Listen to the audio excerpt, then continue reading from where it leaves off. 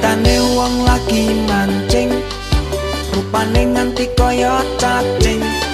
Awake ambune kecing, yen ra entuk terus muring-muring. Sing mancing nganti tenanan, menteleng nyawang kambangan. Dasare sing golek umpan,